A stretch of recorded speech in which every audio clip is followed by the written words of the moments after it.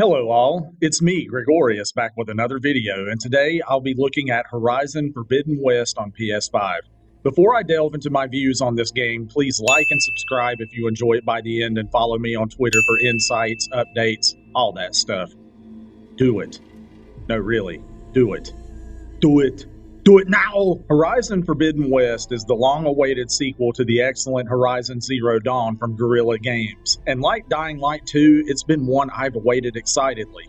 The original proved to be one of my favorite games from the previous generation, though admittedly, I thought the prospect of a tribal girl slaying robots in an open-world forest setting was, well, kind of stupid. It looked like all those 80s cartoons with heavy metal intros that juxtaposed random things like dinosaurs or anthropomorphic animals with people in robotic armor.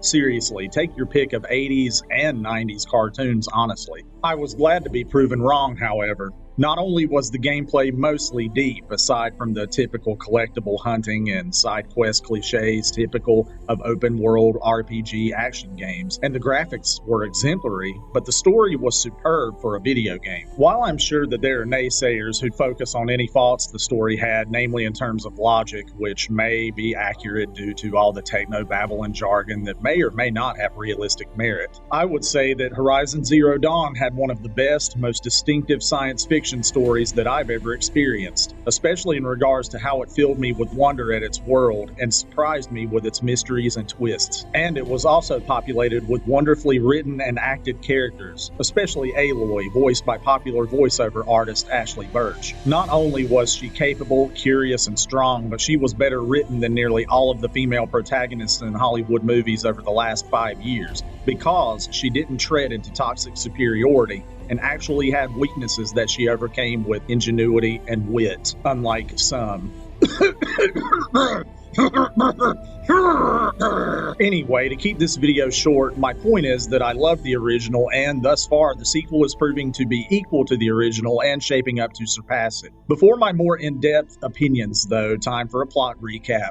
Some spoilers will follow, especially if you've never played the original game. What are you waiting for, huh? You have been warned! In the 31st century, after an event wipes out much of the world, what is left of humanity lives as primitive tribes, referring to the previous humans as old ones. And these tribes have coexisted alongside machines that seem to resemble animals from the previous time. However, the machines have become violent, coinciding with the appearance of larger, deadlier machines. Enter Aloy, an outcast from the Nora tribe due to her not having a mother, which is learned later, that carries a focus. A little device that allows her to see things others can't see. It's claimed to be augmented reality. Anyway, the story follows her as she not only seeks answers about who she is and what her purpose is. Spoiler, remember, you were warned, here it comes! She happens to be a genetic clone of the scientist who created Zero Dawn. It's in the title, see?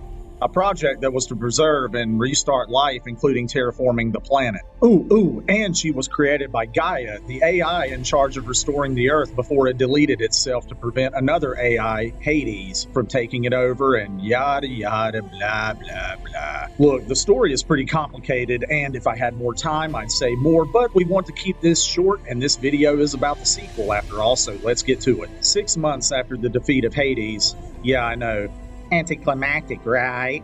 And the Frozen Wilds DLC, Aloy embarks on a mission to restore Gaia in order to end destructive weather and a deadly plague that has been killing plants and animals, signs that the world is degrading. However, when she is unable to find a backup of the Gaia AI, she realizes that Hades was not destroyed in the final battle from the first game, taken by her mysterious ally / possible enemy named Silence, played by the always excellent Lance Reddick. And the enigmatic figure beckons her to go to the Forbidden West.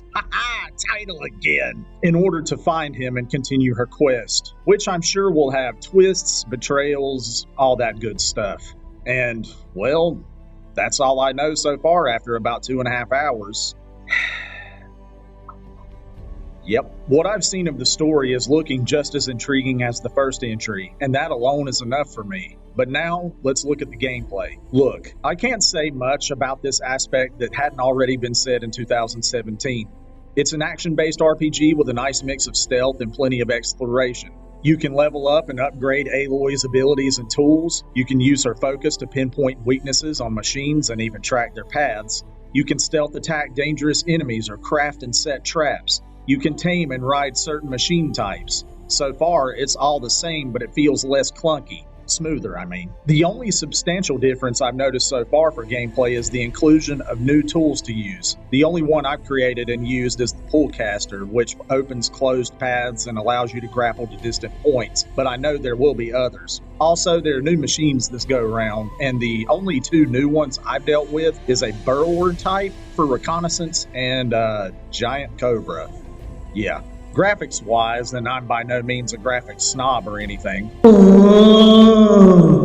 And I said so in my previous video on Dying Light 2, but I can appreciate a gorgeous game when I see one, and well, Horizon Forbidden West is certainly one of the best looking games on the market in my humble opinion. And truthfully, what else can be expected from Guerrilla Games? Killzone 2 and 3, while not the most unique game by any stretch, and certainly more run-of-the-mill that couldn't quite beat the juggernauts of Call of Duty, Halo, or Battlefield, were great games to look at on a PS3, and the original Horizon was a surprisingly beautiful game to behold itself. And just like that game, Forbidden West carries the same pedigree, brightly colored and lush greenery swallowing overrun relics of the previous civilization. Intricate, futuristic machines with multiple detailed moving parts, realistic facial animations that thankfully avoid the uncanny valley. It's all simply breathtaking, though there are sometimes issues with Aloy's hair going wild. Still, like I said, while not a snob, I am taken aback sometimes at how far graphics have come, and this is a prime example of how advanced console games have gotten. In summation, do I really need to say any more about how good this game is so far? If you're not a student in one of my classes and can actually pay attention, then you know the answer. I certainly look forward to continuing this game and exploring its world, learning its secrets, and battling its threats, plain and simple. I'm excited to continue Aloy's journey, and if it continues in the same manner in which it began, then I'm certain that all other reviews I've read are clearly accurate. If you love thoughtful sci-fi, excellent characters, and excellent open-world gameplay with RPG elements, then do yourself a solid and buy it, except if you haven't played the original. Do that first. Then get this. Yeah, but that's just my view, and a brief one at that. Hope you enjoyed this video, and if you're playing this one, let me know what you think in the comments. Later.